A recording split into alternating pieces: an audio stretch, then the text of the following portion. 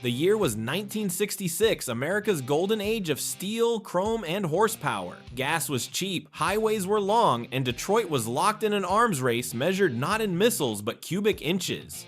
Chevrolet, Pontiac, Chrysler all were vying for the crown of America's fastest full-size car. But at the center of this battlefield stood Ford Motor Company, emboldened by its recent Le Mans ambitions, yet restless to prove that performance wasn't confined to light pony cars like the Mustang. The public had been seduced by Ford's new darling, the Mustang, yet there remained another breed of driver, men who preferred their speed wrapped in chrome and leather, who wanted thunder under the hood but room for a family inside. For them, Ford prepared a weapon that wore a gentleman's suit, the 1966 Ford Galaxie 500 7-liter. Marketed as the car for the man who wears a tie by day and burns rubber by night, the 7-liter promised refinement with ferocity. Its badge alone, 7-liter whispered menace, the metric translation of raw Detroit brawn. Yet beneath that single emblem, Ford concealed a paradox, two entirely different machines, both claiming the same identity. One was a race-bred brute born from NASCAR's crucible, the other a smooth-torqued cruiser engineered for long-distance grace. As the Impala SS dominated America's boulevards, Ford's engineers set out to create not one challenger, but two interpretations of power, a dual experiment in muscle and manners. The result was a story so strange that even Ford loyalists would forget it.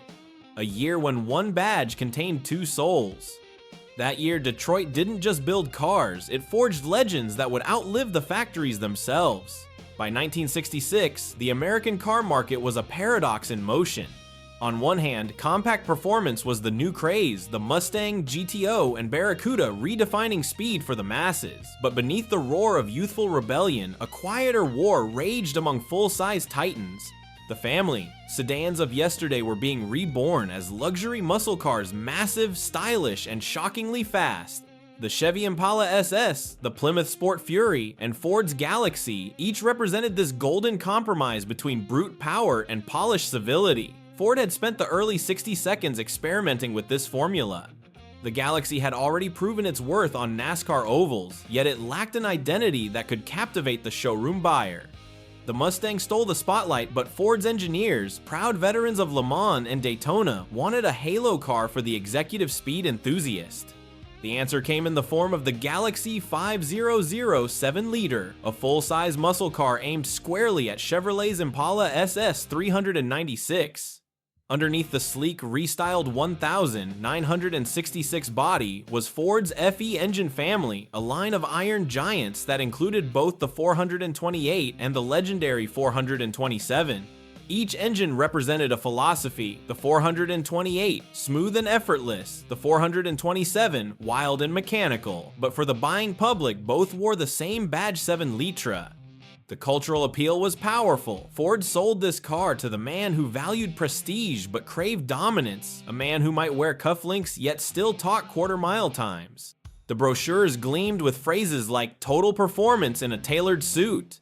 As competition intensified, Detroit's engineers grew bolder. Chevrolet offered dual-carbureted 396 seconds, Pontiac unleashed the 421, and Ford, desperate to prove its racing pedigree extended beyond the Mustang, authorized a full-size brawler built to homologate its NASCAR dreams. That machine would soon be known simply by a code R code. The 427 R code Galaxie was never meant to be polite. It existed for one reason only, to satisfy NASCAR's homologation requirements. Ford's racing engineers took the same fire-breathing engine that dominated the high banks of Daytona and wedged it into a steel-bodied street car. What emerged was a monster that looked like a family sedan but behaved like a stock car with license plates. The heart of this beast was the 427 cubic inch FE V8 11:1 compression, solid lifters, and twin Holley 4 barrels feeding a ferocious appetite for fuel. Officially rated at 425 horsepower, insiders whispered it was closer to 460. It was mated exclusively to a close ratio 4-speed manual. No automatics, no creature comforts, no compromises. Power steering? Forget it. Air conditioning? Not a chance. This was a car for purists who measured refinement in decibels and tire smoke. Behind the wheel, it was brutal. Period testers from Car Life and Motor Trend described the experience as man against machine. The steering was heavy, the clutch unforgiving, and idle sounded more like a race grid than a boulevard cruiser. But when unleashed, the R-Code 427 delivered quarter-mile times in the low 14 seconds, astonishing for a 4,000-pound car. Only 38 of these 427 powered Galaxie 7 liters were ever built, making them among the rarest Fords of the decade. 2 were convertibles, built for reasons no one at Ford has ever fully explained. One especially mythical variant carried the experimental 427 SOHC Cammer engine, presented to astronaut Gordon Cooper, a genuine hero of the space race and a Ford enthusiast. That car, capable of revving to 7,000 revolutions per minute, was later destroyed by Ford after testing, sealing its legend forever. The R-Code Galaxie was not for the faint of heart. It was for men who didn't just drive, they wrestled. A product of pure competition spirit, it stood as a rolling reminder that Ford's total performance motto wasn't marketing fluff. It was a warning. If the 427 R-Code was Ford's brawler, the 428 powered 7-liter was its diplomat. It represented an entirely different philosophy power you could actually live with. Where the 427 screamed, the 428 hummed. Where the R-Code punished, the 428 persuaded. This engine, an evolution of the same FE architecture, was tuned for smooth torque rather than peak horsepower, producing 345 HP and a mighty 462 pounds-ft of torque at just 2,800 revolutions per minute. It could launch the big Galaxie effortlessly without ever needing to redline. The 428 paired with either a select shift cruise-o-matic, automatic, or an optional 4-speed manual, though early owners complained of notchy shifts that many solved with a Hurst shifter swap. The rest of the car was equally refined. The 7 Litre came standard with front disc brakes, a rarity in 1966, and a new triple-link rear suspension that replaced the older leaf spring setup. The result was an unexpectedly composed ride, giving this massive coupe the grace of a car half its size. Inside, Ford spared no expense bucket seats, unique trim, and that all-important 7-liter script on the fenders, a badge that told the world this was something special.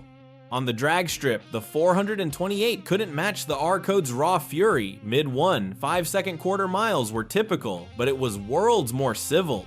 You could cruise Los Angeles traffic without burning out your left leg or overheating at idle. It was the perfect synthesis of muscle and manners.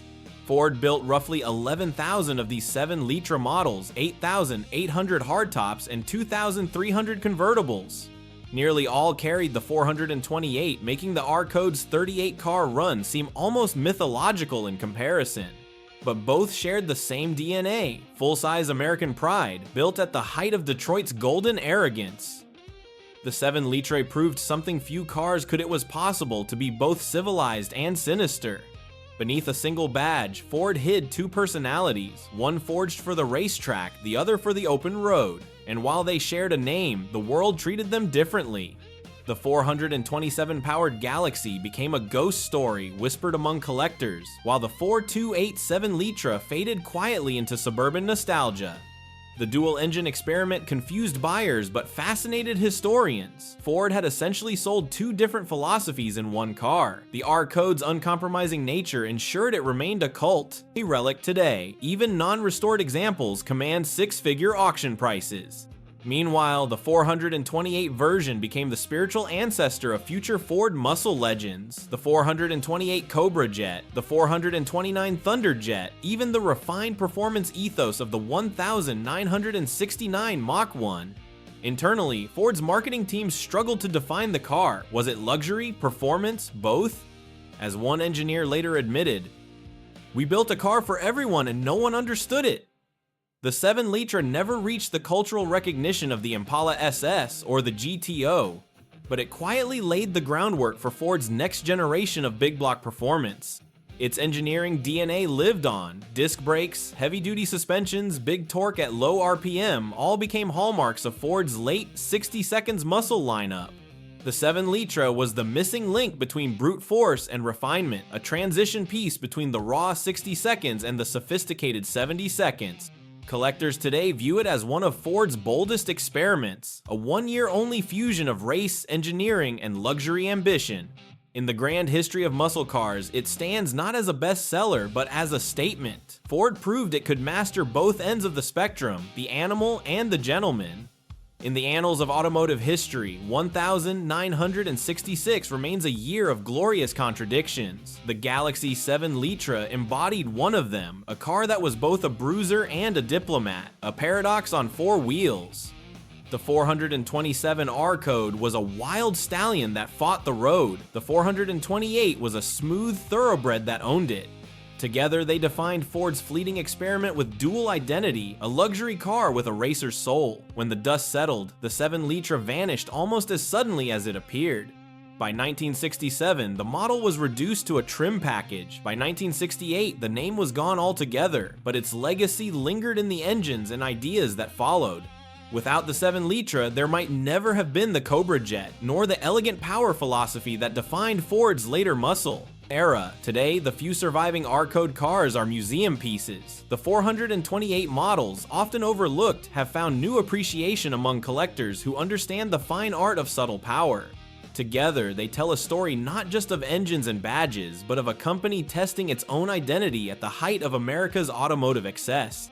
Because in 1966, Ford didn't just build a car, it built a mirror. One that reflected the duality of the American dream, the craving for speed and the desire for sophistication. And for one brief, thunderous year, both lived under a single badge, 7 litre.